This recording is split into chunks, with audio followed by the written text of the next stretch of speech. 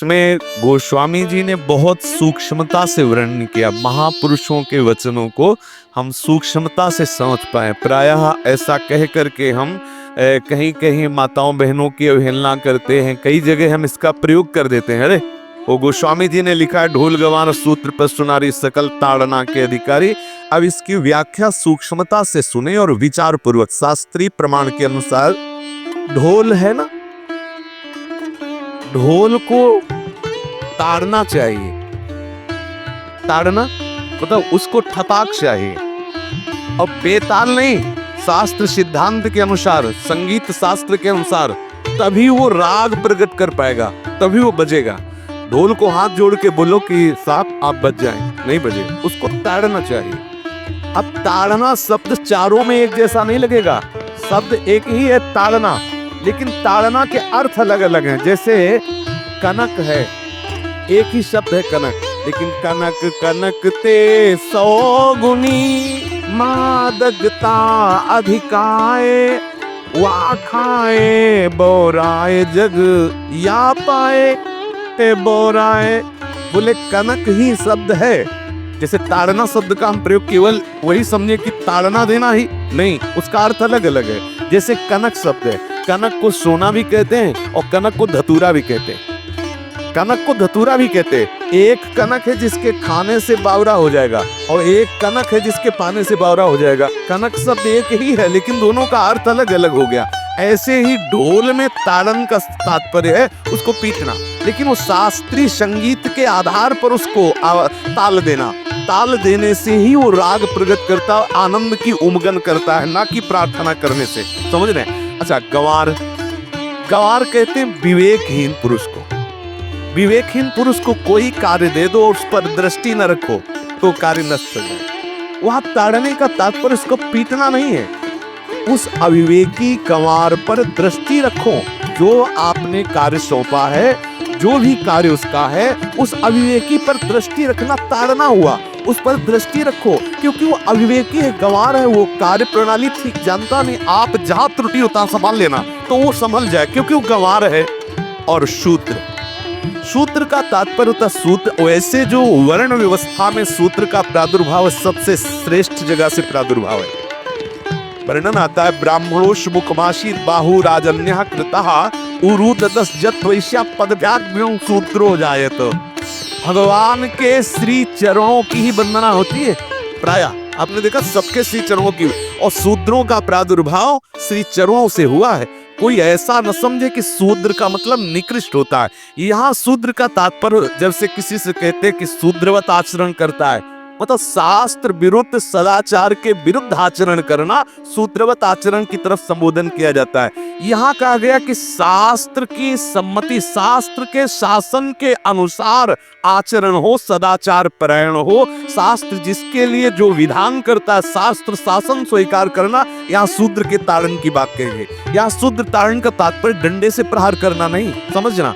और जो चौथा कहा गया नारी, अगर स्त्री को हम ये कहें कि ताड़न से ही वो केवल काबू में रहती है, तो राष्ट्र में अपने प्रसिद्ध लक्ष्मीबाई जैसी कोई सामर्थ्यशाली वीरांगना, कोई वीरों सामने बड़े बड़े वीरों के दांत खट्टे कर दे, ऐसी बहादुर सिंघनी हुई, अंग्रेजों के दांत खट्टे कर दिए। अगर कोई समझे कि नारी केवल ताड़ने के लिए है तो उसकी मूर्खता है।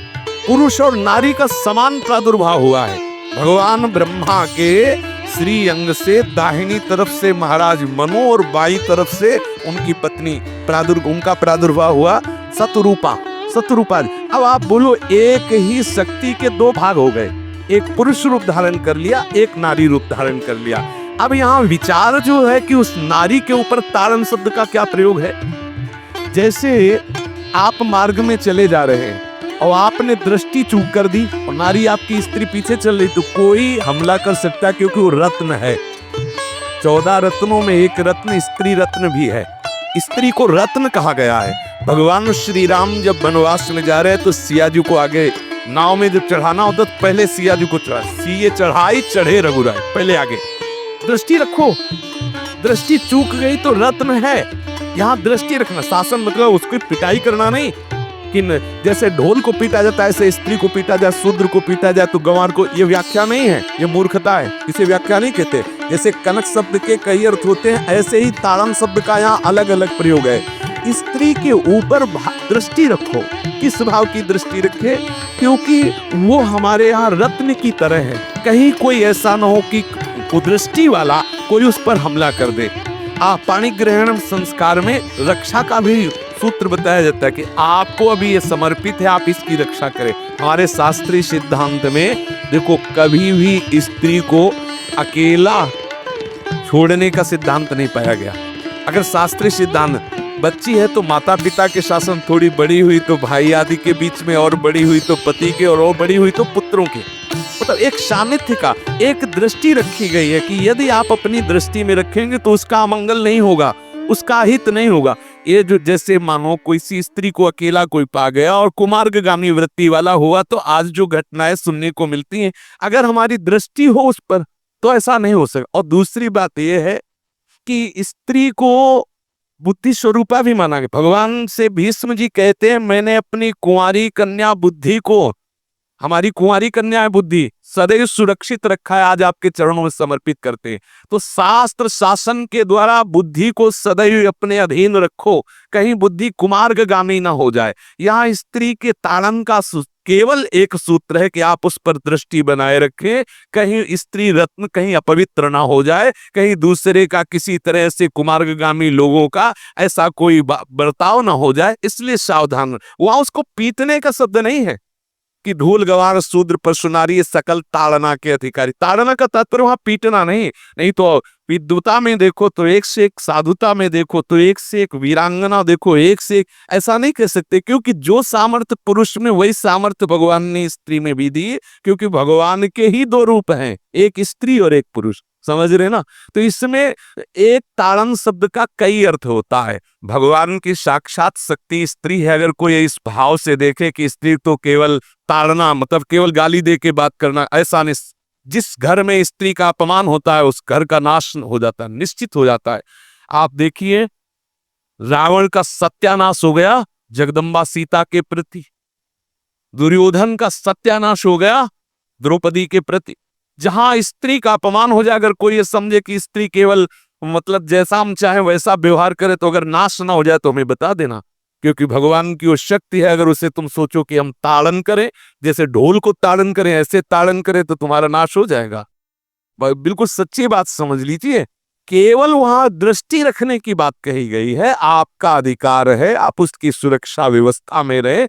और एक वृत्ति होती है, अगर शासन ना हो तो हमारी बुद्धि भ्रष्ट हो जाए, हमारी बुद्धि भ्रष्ट हो जाए, आपकी बुद्धि भ्रष्ट हो जाए। भगवान का भय, शास्त्र का भय, लोक मर्यादा का भय, ये हमको सुरक्षित रखता है। इसलिए दृष्टि रखने की आवश्यकता है कि वो पवित्र रहे, वो सुरक्षित रहे, ना कि उसको पीटने के लिए यहाँ संबोधन किया गया गोस्वामी तुलसीदास जी ने।